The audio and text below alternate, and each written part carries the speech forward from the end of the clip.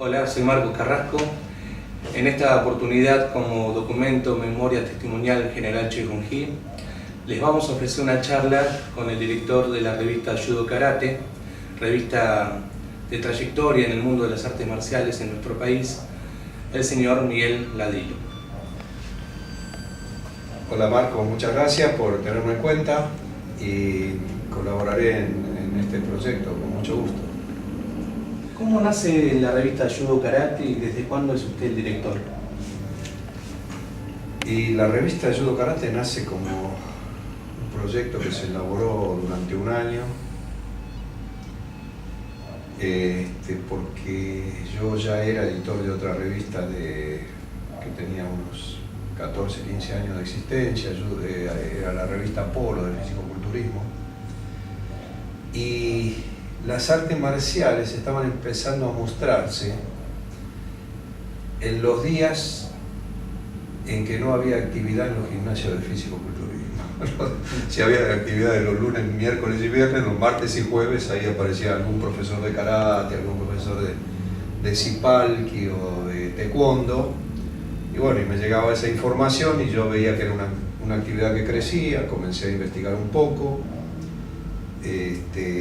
Vi que el movimiento más grande era el judo en aquella época, un movimiento enorme, estaban todos los clubes, miles y miles de niños que practicaban eso. Era lo que los padres elegían para que los chicos se fortalecieran y hicieran algo de defensa personal en aquella época, ¿no? Después cambiaron las tendencias, pero en aquella época el judo era el más grande y el taekwondo estaba por ahí mostrándose de a poquito.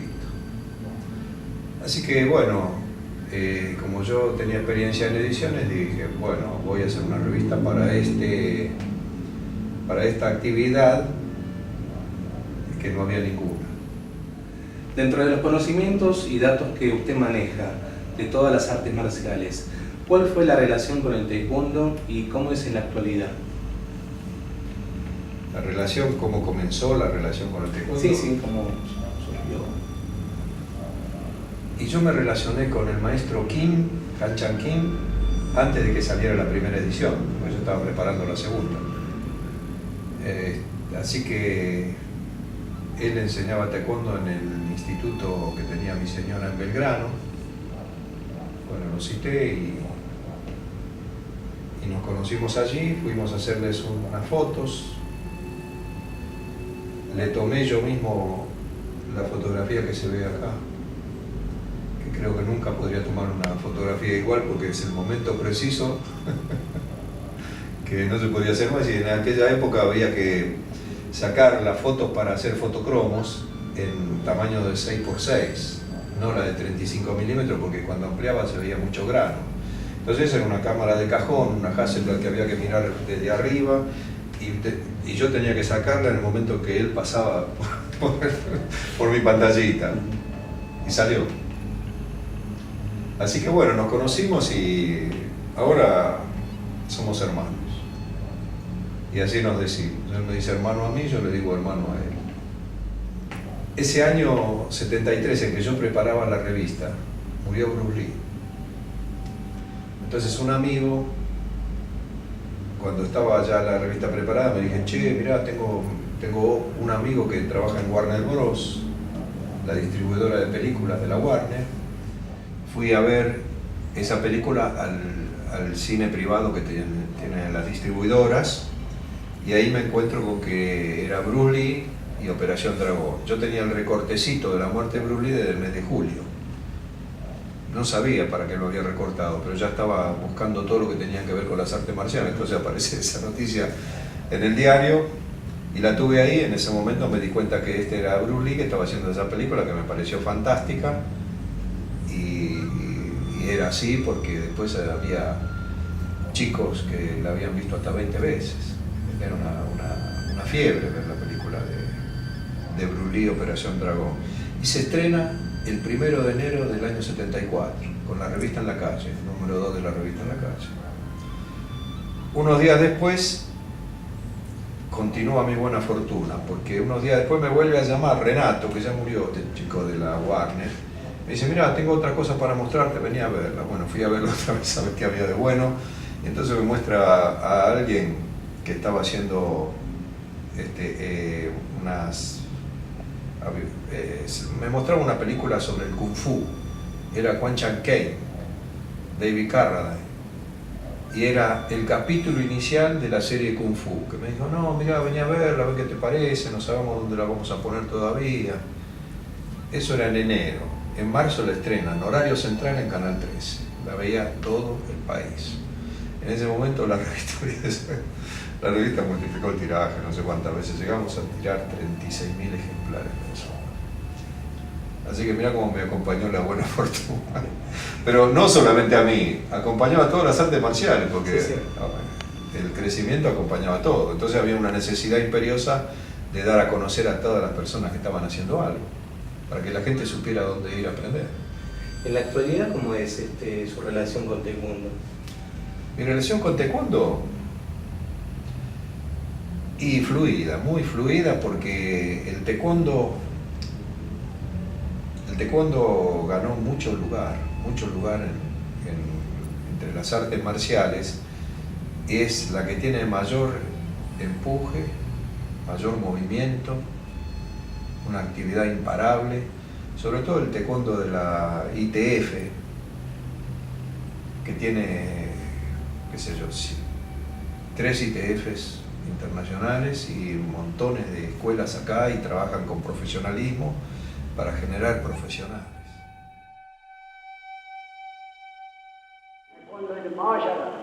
Taekwondo es un arte marcial.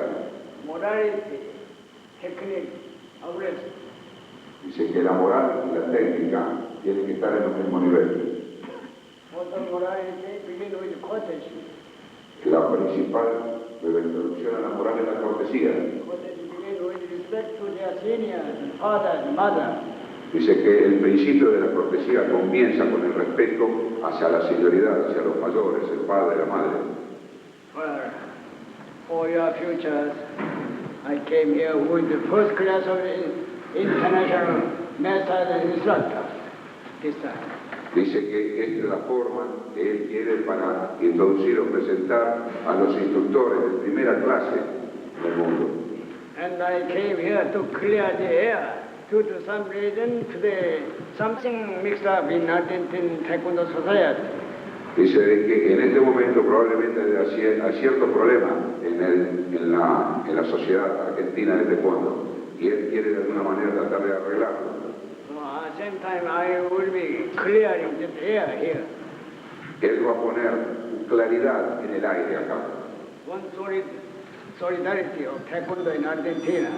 Que sea el Taekwondo argentino solidario. El otro Taekwondo también es bueno, es interesante, hay organizaciones que trabajan muy bien, aunque está manejado por una entidad que es una organización oficial y deportiva. Entonces lo deportivo no se crece tanto profesionalmente, porque los chicos hacen una carrera deportiva que no los lleva a triunfos deportivos, a ganar un trofeo. En el Taekwondo ITF están más enfocados en el profesionalismo, en crear profesionales.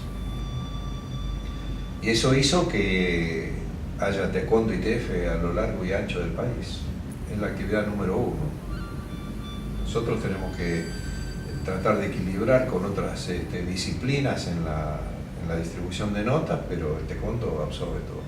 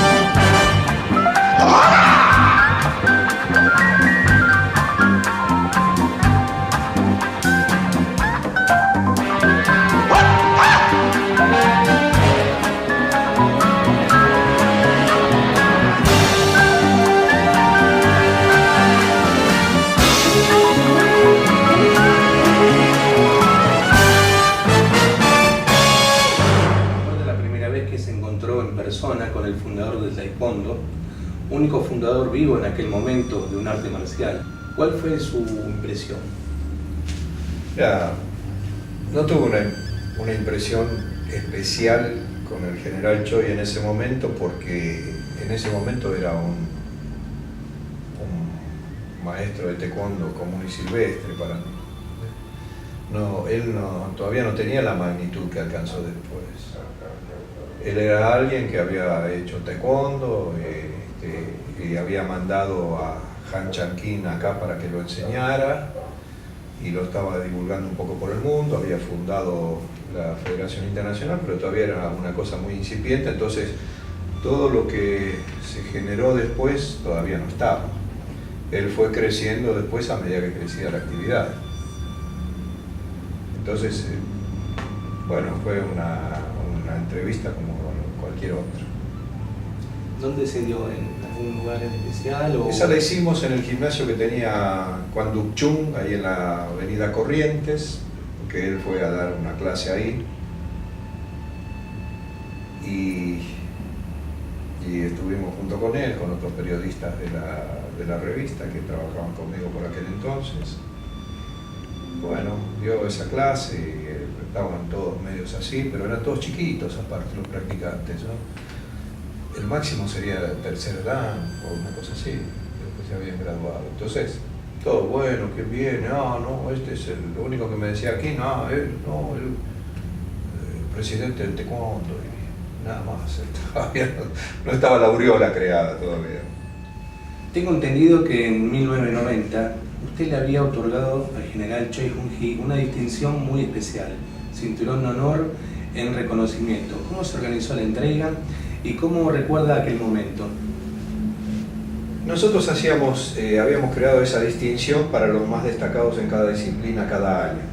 Entonces justamente estaba por venir él, hicimos uno especial, no era la distinción anual, pero venía el presidente de la ITF y él ya había crecido, ¿no? Él en relación al año 74, ¿no? Entonces ya el movimiento era muy grande y era muy importante, entonces quisimos que él se llevara ese recuerdo de la revista. Así que para nosotros, yo le di a él el cinturón del honor, pero para nosotros era un honor que él la recibiera.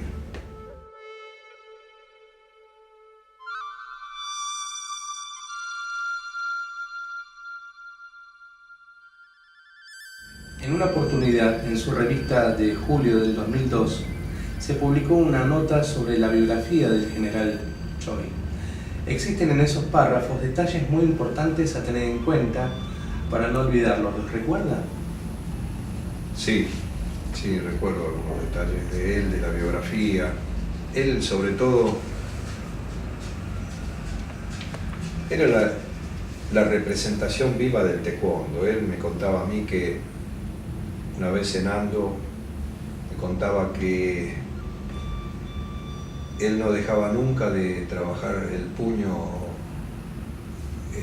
tirando a una superficie dura, lo que los japoneses llaman makiwara, ¿no? Que hasta lo hacían en los aviones, eso. Y en los hoteles iban a ver siempre qué estaba pasando con tanto ruido. Él estaba permanentemente en actividad. Él vivía para y por el taekwondo. Y gracias a eso el taekwondo iba creciendo, porque él no paraba nunca. Pasaba más horas en el avión que sobre la tierra. Eso me lo dijo él. Así que estaba viajando de país en país, estaba siempre con la agenda completa, trabajando, llegaba y estaba en actividad, no paraba nunca. Tal es así que los que lo seguían de cerca, los que tenían que ayudarlo, los danes más graduados de cada país, yo lo veía acá en la Argentina, terminaban agotados. Y él estaba fresco como una lechuguita, ¿no? Él seguía siempre ahí, pero los otros estaban de cama. Y el general no era, pero el que tomaba agüita mineral. Le gustaba el whisky, le pegaba fuerte, digamos, también porque era un coreano bebedor. Entonces, así que él se tomaba media botella de whisky, estaba fresco, y los otros estaban muertos porque habían estado todo el día ahí. Al día siguiente se tenían que levantar temprano. Él a las 5 de la mañana estaba otra vez ahí pegando golpes de puño. incansable, incansable. Y siempre pensando, decidiendo y teniendo a todos sobre ascuas porque nadie sabía hasta que él se iba qué decisión iba a tomar. Era un imprevisible y siempre tenía algo para causar sorpresa. Siempre sorprendía con alguna decisión o algún cambio, porque él estaba, el taekwondo no estaba creado, él lo iba creando permanentemente. Yo hace poco, unos días atrás, le hice una entrevista a Wim Bos, que es uno de los líderes de una de las líneas de taekwondo, la línea donde está Trastenberg, Marano, y él me dijo una frase que usé para el título de la nota que sale este mes, que el general los dejó a todos con muchas dudas, porque él siempre tenía muchas cosas más para decir y para enseñar, y no le daban los tiempos para enseñar todo lo que quería enseñar. Y además cambiaba las cosas, variaba cosas que a él le parecían que tenía que cambiarlas, porque para él el taekwondo era una creación constante. Entonces no se manejaba con patrones tan rígidos, porque de pronto él era el dueño de cambiar. Si a él le parecía que algo tenía una mejor interpretación, él la cambiaba, era el dueño, el creador. Así que es como un artista, Van Gogh, lo ponía, pintaba, estaría ahí, decía, no, pero se levantaba la mañana siguiente y cambiaba algún color, él hacía lo mismo. Él era el artista, así que él podía hacer con su obra lo que quería. Por supuesto que seguía normas, patrones, estaban los Tull, los Humes, todos esos, siempre fijo, y la manera de trabajar y todo lo demás, pero siempre había una sorpresa.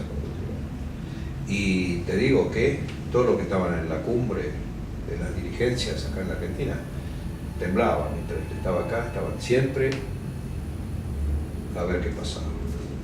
¿Qué anécdota recuerda del general Choi que él haya contado o que haya pasado? Que él haya contado, no sé, pero tengo alguna. Te voy a contar una graciosa y después una dramática, si querés. La graciosa es de que lo llevaron allá cuando vino para incorporar a la FAT. Entonces lo llevaron a Santiago del Estero también, por ahí por el norte, Tucumán y Santiago del Estero, con Osvaldo Ríos Olivero, que fundó, él fue a la inauguración del gimnasio de Ríos Olivero en Santiago del Estero. Bueno, le dio un respaldo muy grande a la gente de FAT en Tucumán, en el norte, y entraron a la ITF legal, eso causó una expansión muy grande. Entonces lo habían llevado ahí a un asado.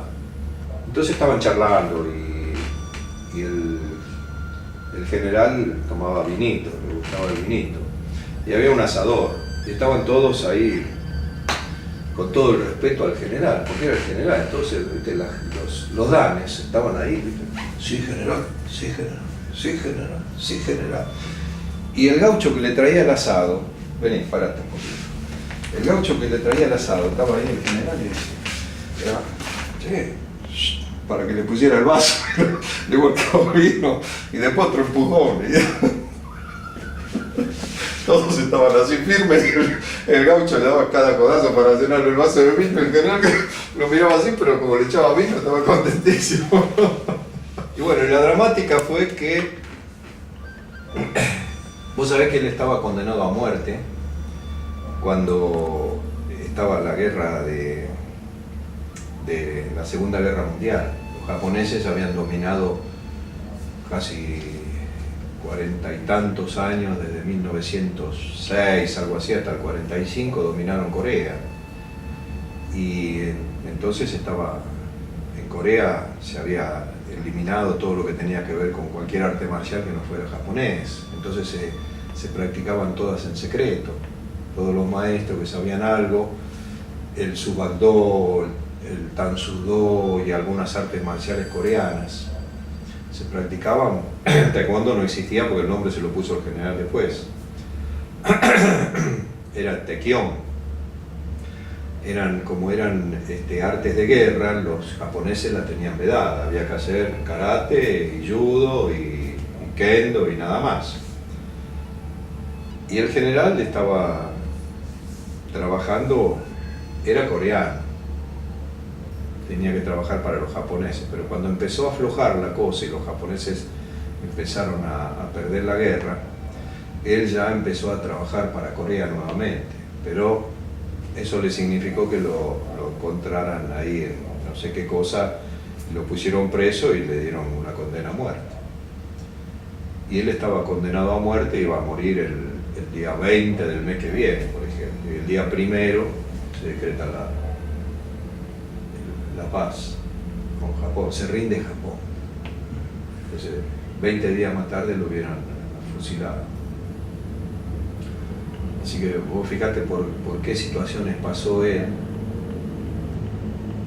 y cómo todas esas situaciones lo habrán fortalecido y le habrán creado ese carácter enorme que tenía de titán. Él era un creador absoluto y un titán incansable. Era un hombre que tenía una fortaleza capaz de arrasar con todo para llevar adelante sus objetivos. Por eso él después se distanció con el hijo, porque, como te decía antes, él hacía lo que creía conveniente. En una oportunidad se hace un congreso en el campeonato mundial que se hizo en Italia, en Rimini creo que era. Y entonces el hijo iba a ser el sucesor de él, porque él al hijo lo preparó para todo. Lo preparó, el hijo tradujo al inglés la enciclopedia del taekwondo. Así que mirá lo que sabía el hijo sobre taekwondo. Era el que traducía todas las cosas que le decía él, estaba más empapado que nadie, lo había preparado para que fuera el sucesor. Pero cuando él se va de Corea del Sur, después va consiguiendo apoyo de Corea del Norte. Entonces, de alguna manera financiaban el taekwondo Corea del Norte, el taekwondo del ITF. Por eso, cuando él quiere que el hijo sea presidente, pero en Corea del Norte. Pero el hijo no quiere ir a Corea del Norte. El hijo nunca quiso ir allá a Corea del Norte, entonces eso causaba una disidencia muy grande entre padre e hijo. Cuando se hace el Congreso de Rimini, a él él quería seguir, tenía 80 años, dice, bueno, quiero seguir siendo presidente 2 años más por lo menos. No, pero usted está grande, mire que tal cosa, yo quiero seguir presidente 2 años más, después cuando terminen los 2 años, mi hijo me sucede. Bueno, quedaron en eso. Se arrepintió a los 3 o 4 meses, no se arrepintió siempre. Porque entonces hizo otro congreso en Austria, y ahí fueron un montón de maestros y el hijo se peleó ahí con el secretario general y qué sé yo, y lo dejaban afuera. El padre no quería que lo sucediera, quería él extender todo ese mandato 4 años y a los 4 años ser reelegido y seguir siempre él. Entonces el hijo ahí se separa definitivamente de él. Y bueno, y él elige a otro vicepresidente, creo que se llamaba McLellan, sí, McLellan me parece, un amigo de él de Canadá, que no lo respeta tampoco, que él hacía, ya te digo, lo conveniente.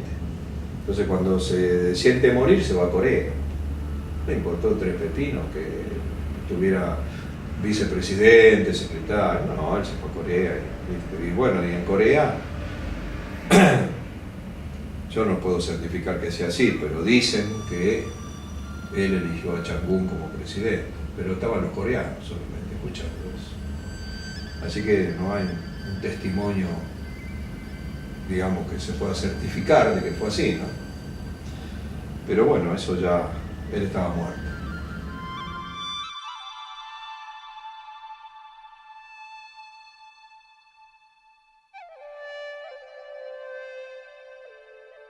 Después de muerto él, las cosas se tenían que reacomodar. Los líderes carismáticos no dejan sucesores, se creen que son eternos. Y él era así. Entonces, en realidad, nadie lo podía suceder a él, porque según él, ¿no? Entonces después hubo una diversidad, porque se empezaron a hacer las entidades que estaban formadas, la gente tenía todo puesto allí, años de trabajo y todo eso, entonces alguna sucesión había que hacer de alguna manera. Entonces empezaron las divergencias y para ver cuál era la verdadera ITF, y en realidad nadie sabe cuál es la verdadera, pero hoy tenemos 3 ITFs, una que preside Chang-un, otra que preside Tran Tien Quan, que viene de la línea de los congresos. Chang-un viene porque era el que los coreanos dicen que él designó como sucesor, y por otro lado está el hijo, que era el sucesor natural, como dice el hijo, que me lo dijo hace 15 días, me dijo, bueno, en Oriente las cosas se heredan de padres a hijos, pero esto no es de Oriente, es del mundo. También se puede discutir eso. Pero en realidad, cuando se formaron las 3 ITF, se acomodaron mejor las cosas. Porque cuando había una sola representación de la ITF del general Choi, porque él imponía una sola y había que estar con él o el precipicio, se reunían los líderes y se ponían todos, más o menos llegaban a un acuerdo, pero cuando terminaban de ahí se separaban los grupos y cada uno estaba en desacuerdo con el otro grupo, ¿entendés? Porque había una diversidad, no se pueden poner de acuerdo todos. Cuando hay intereses y qué sé yo, personalidades diferentes y qué sé yo, es muy difícil que haya un acuerdo generalizado.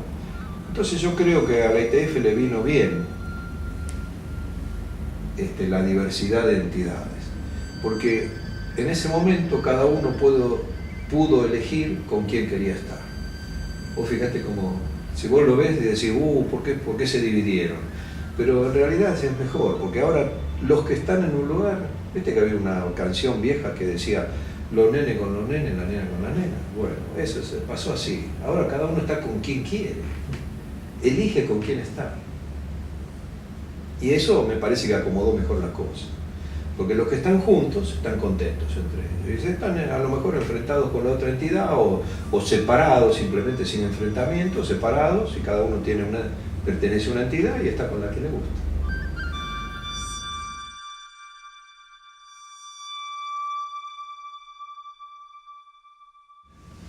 ¿Qué nos puede contar de la última visita del general Choi Hong-hee a nuestro país? Y ya las cosas estaban con algunas divisiones definitivas. Por ejemplo, no estuvieron todos en el curso de instructor internacional que él dio ahí en la plaza, en el centro de Buenos Aires. Algunos no fueron. Ya las cosas no estaban para juntarse porque ya había tendencia de alguien que respondía más al hijo de él, y en fin. Pero bueno, el general imponía el respeto que imponía siempre, aunque estaba grande, no mostraba debilidad. Me acuerdo que él estaba dando una explicación desde un escenario que tenía 1,5 metros de altura. Pegó un saltito y se largó ahí abajo y siguió hablando como si nada. Hizo unas 10 lagartijas apoyadas sobre los nudillos para mostrarle a todos. Estaban todos así con los ojos abiertos porque seguía con la fuerza de siempre, bien quebrantado. Era, como te dije antes, un gigante, ¿no? Tipo que tenía una fuerza interior indomable. Él llevaba adelante sus propósitos, sí o sí. Por eso te digo, cuando él llegaba a la Argentina, cada uno lo recibía de acuerdo a cómo había hecho los deberes. Algunos estaban temblando y otros iban y se juntaban, pero él nunca decía nada. Por ejemplo, Florindo nunca estuvo definitivamente con la ITF, o estuvo alguna vez así, pero Florindo tenía siempre también ¿sabes quién es? Hablo de Pedro Florindo, un espíritu así de libertad, ¿no? No quería estar atado a un esquema tan rígido como la ITF, entonces inventaba cosas, creaba algunas cosas, pero cuando él venía se iba para Ezeiza y cuando el general lo veía, Florindo, y le daba un abrazo.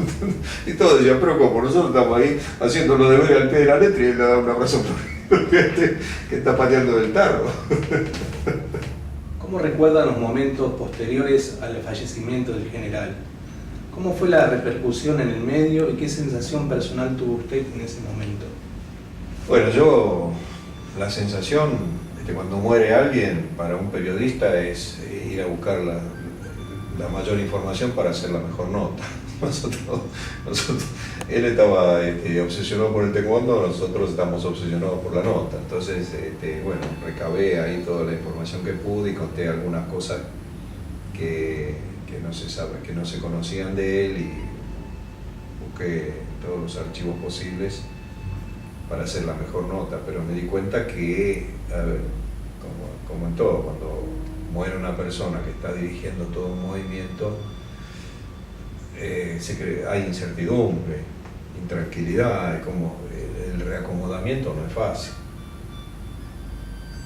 Entonces ahí empezaban las sucesivas etapas que iba teniendo cada uno de los grupos para ver con quién se alineaba. Y bueno, toda una serie, un reacomodamiento, como nos lleva la vida siempre, ¿no? Vos en tu vida no vas a encontrar muchas cosas que ya estén escritas y que se cumpla al pie de la letra. De pronto cambias de casa, cambias de mujer, cambias de, qué sé yo, de ropa, de estilo, empezás a hacer régimen, adelgazás un poco, sos diferente. O ahora estás haciendo taekwondo y después se te da por hacer equitación y esas cosas, ¿no? Cada uno va eligiendo en la vida, y este es un arte que está muy metido en la vida de los practicantes, porque los practicantes lo viven con mucha intensidad. Ser taekwondista no es ser escribano, ser contador público, es algo más.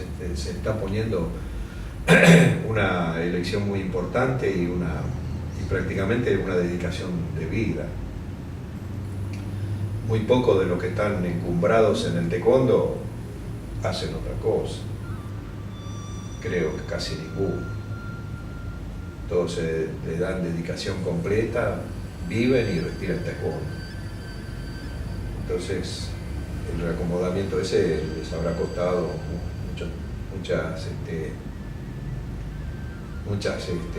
horas de decisión, ¿no? Y de ver cómo iba a ser la cosa en el futuro y qué sé yo. Pero bueno, la vida es así, solamente es movimiento, ¿no? Nosotros somos parte del movimiento de las partículas subatómicas. Entonces, en la vida no hay nada estático, todo es un devenir. Heráclito decía que nunca se baja 2 veces al mismo río, ¿no? No hay 2 veces el mismo río. El agua fluye, corre, y vos bajás y hay una corriente, subís, y cuando vuelves a bajar es otra corriente, es otro río. Así es la vida. Y él marcó y señaló a mucha gente, le abrió una perspectiva diferente de por vida, que como era una cosa tan atractiva, la tomaron, la aceptaron, como el caso tuyo. Vos tomaste el taekwondo, ¿cuánto hace? 27 años. ¿Pensás dejarlo? Ahí está la prueba. De los que están comprometidos con el taekwondo, nadie piensa dejarlo. Es una cosa muy fuerte. Tiene mucha atracción de todo tipo, no solamente profesionalmente, sino que como una forma de vida. Y eso está muy metido, por eso hay muchos hijos que siguen la elección de sus padres, no en otras profesiones. A veces están por obligación. Un padre es médico y quiere que el hijo sea médico, y el hijo dice, bueno, que yo me hago médico también. Pero esto se hace por elección, y los hijos a veces tienen más entusiasmo que los padres, ¿cierto? Así que, qué sé yo, lo que dejó el general fue una creación muy grande, que va a perdurar, va a seguir creciendo. ¿Vos sabés qué está pasando hoy en Corea? Hoy en Corea se cumple lo que el hijo del general me dijo hace 15 días. Se está por cumplir el sueño del general. Y hoy se está realizando en Corea del Sur un torneo que se llama Festival de Taekwondo, donde hay una competencia de WTF y otra de ITF en el mismo estadio, en simultáneo. Allí está Galarraga, está José Maidana y hay alrededor de 10 competidores argentinos participando. Y Choi Jung-hwa me dijo, este es el sueño del general, que se está cumpliendo. Y el hijo del general está allá, volvió a Corea del Sur, a donde decían que no podía entrar, pero él está allá, presidiendo el torneo de la ITF. Así que, vos fijate, finalmente ambas Coreas están divididas. Hay una división política, Corea comunista del norte contra la Corea del Sur democrática, pero creo que el taekwondo va a ser un factor muy importante para que se unan las dos Coreas. ¿En qué oportunidad el general dijo, escojo el taekwondo sobre mis hijos? En un momento muy duro para su vida, que al hijo no le gustaría que se recordara eso, porque es muy duro que un padre diga eso a un hijo. Y tengo que hacer un poquito de historia de esto y te voy a contar que él se había ido de Corea en disidencia con los militares dictadores de Corea. Digo dictadores porque después terminaron presos allá en Corea. Ellos eran dictadores en serio, ¿no? Como los dictadores de los países que nosotros conocimos bastante y todo lo demás, que él no aceptaba esa dictadura y entonces decidió irse de Corea. Pero al irse, ¿quién era el taekwondo? El taekwondo era él. Él se llevó el taekwondo con él. Entonces él se fue a radicar a Canadá. Y el gobierno coreano le encomienda a quien era, mirá vos, qué puesto ocupaba en ese entonces. Jong Kim era el jefe de la policía secreta. Después fue presidente de la WTF. Pero el presidente de la policía secreta o la policía represiva que tenía la dictadura coreana. Entonces ellos querían que el taekwondo volviera a Corea. El taekwondo para Corea era un producto de exportación muy importante, culturalmente y todo lo demás. Entonces ellos, es como, se va y se lleva el taekwondo. El taekwondo es una propiedad de Corea. En realidad la amalgama de artes marciales que él reunió y el nombre lo había puesto el general Choi. Ellos consideraban que como eso era todo eso, las raíces estaban en Corea, el taekwondo le pertenecía a Corea. Entonces mandan a Jong Kim a buscarlo, a él a Canadá, y a decirle que lo pusiera sobre antecedentes, que si él no volvía a Corea con el taekwondo, entonces ellos iban a matar al hijo. Y él le dio esa respuesta: escojo el taekwondo sobre mis hijos. Y fue así. Tal es así que Jong Kim volvió a Corea con la respuesta y dijo, no sé. Entonces le dieron la orden a Jong Kim de que fundara la WTF. Ese es el origen de la WTF. Entonces se crea la Kukkiwon y le ordenan, los militares le ordenan a todos los maestros coreanos que trabajen para generar un taekwondo, crean las formas y crean la forma de combate y tiene, creo que la idea habrá sido de Jong Kim para expandirlo por el mundo, convertirlo en deporte. Por eso el taekwondo de la WTF tiene un cariz más deportivo que marcial. Y bueno, y cuando llega a la Argentina llegan esas mismas circunstancias. Es así. Y acá las presiones de Corea llegan como llegan a todos los países donde había inmigración coreana. Entonces, ¿qué hacía el gobierno de Corea?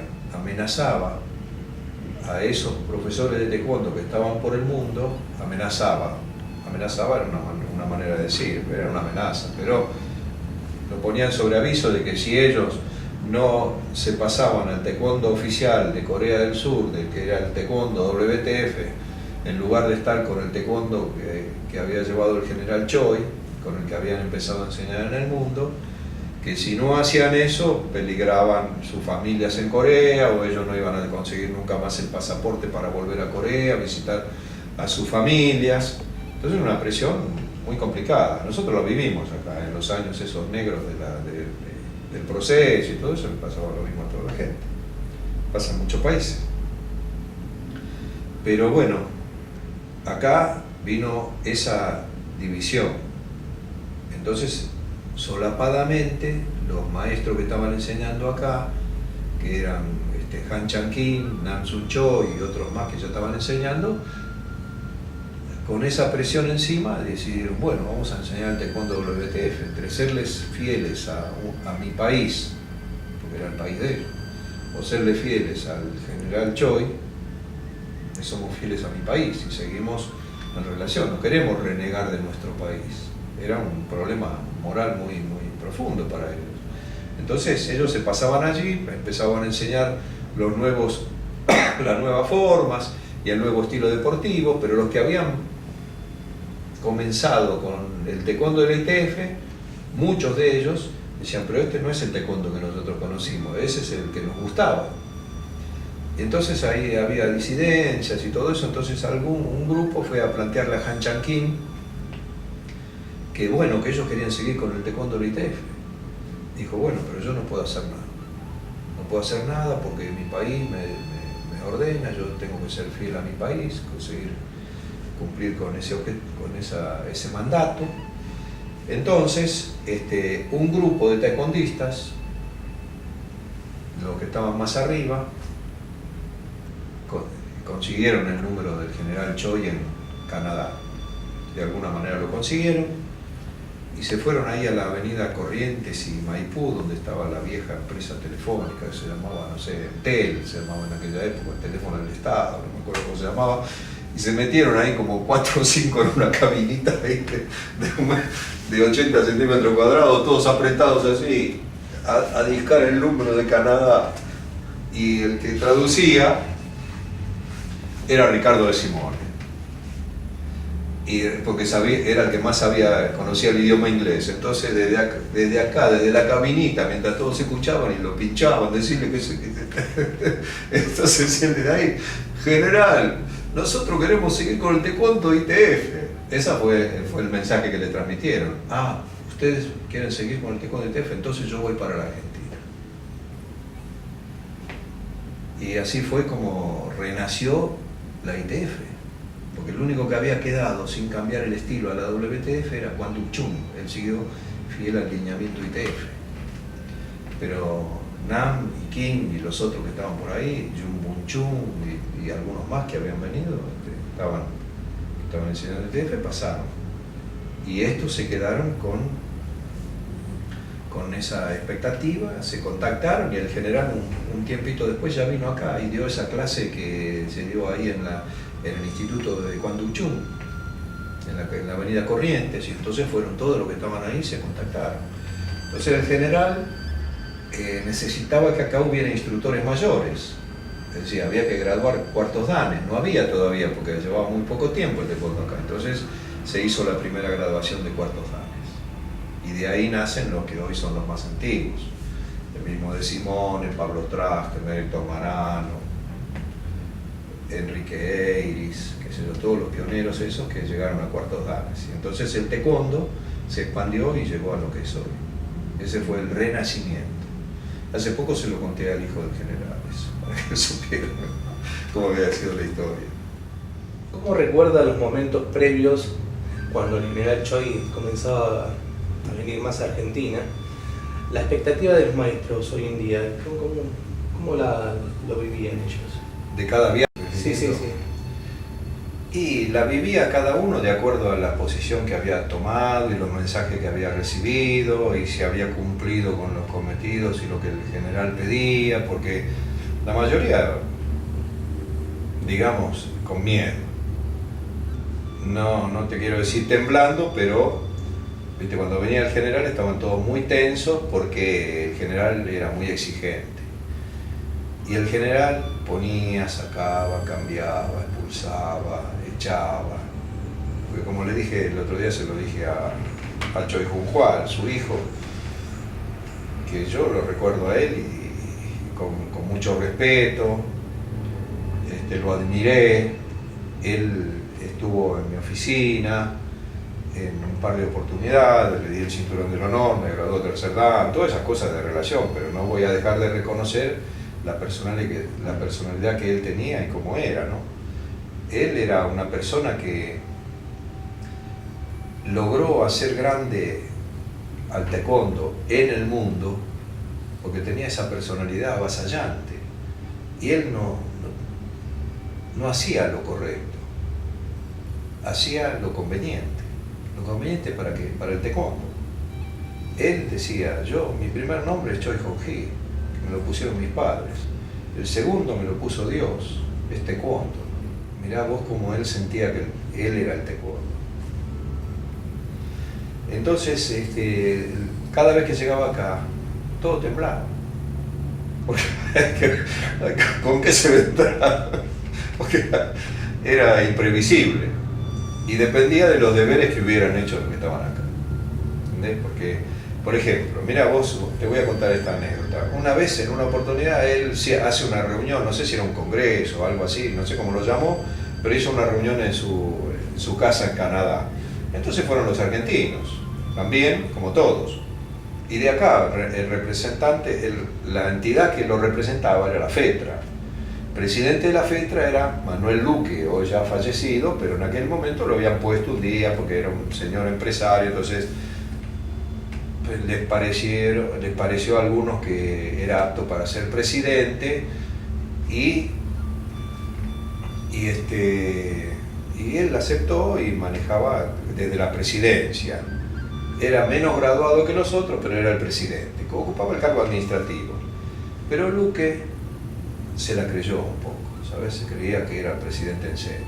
En realidad no tenía el poder lo tenían los danes graduados, que tenían la tropa atrás, porque alguien que no tiene alumnos no tiene poder.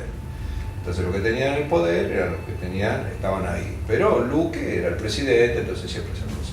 Entonces Luque viaja a Canadá porque estaba convocado a esa reunión.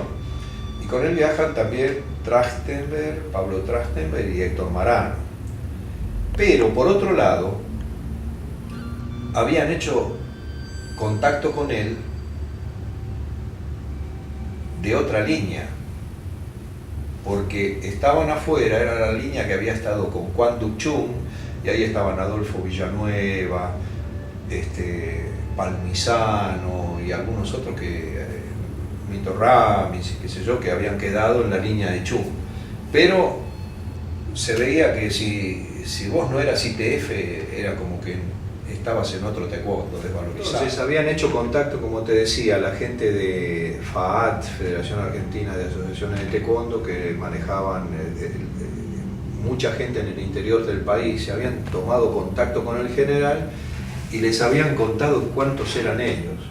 Y el general, como te dije antes, no hacía lo correcto, hacía lo conveniente. Él vio que en la Argentina veía a todo el taekwondo que conocía acá y que veía habitualmente, pero de pronto se contactan otras personas que le dicen, mire que nosotros somos varios miles, que estamos por el interior del país, y usted de nosotros no sabe nada porque no podemos tomar contacto porque estamos fuera de la organización oficial.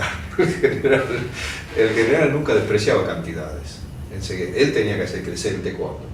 Cuanto más practicante mejor. ¿Qué haría en ese caso? ¿Qué te imaginas que hizo? Los invitó a ellos que fueran para allá. Entonces cuando llega Luque a Canadá, se hace la reunión y se encuentra con que estaban Villanueva, Palmisano y compañía. Y entonces Luque, que se creía que era el gran presidente, pobrecito, no quiero hablar mal de él, pero digamos que lo tengo que decir de alguna manera, él entonces le quiere imponer al general. Luque le quiere imponer al general, así como lo dice, le dice, general, nosotros somos los representantes en la Argentina y no queremos que haya otra gente de allá que no esté bajo nuestra representación. El general lo mira como cuando miraba a los que hacían mal las cosas y dice, si no le gusta se puede ir. ¿Qué hizo Luque? Se levantó y se fue con todo su orgullo. Los que estaban con él también se fueron y todavía están arrepentidos.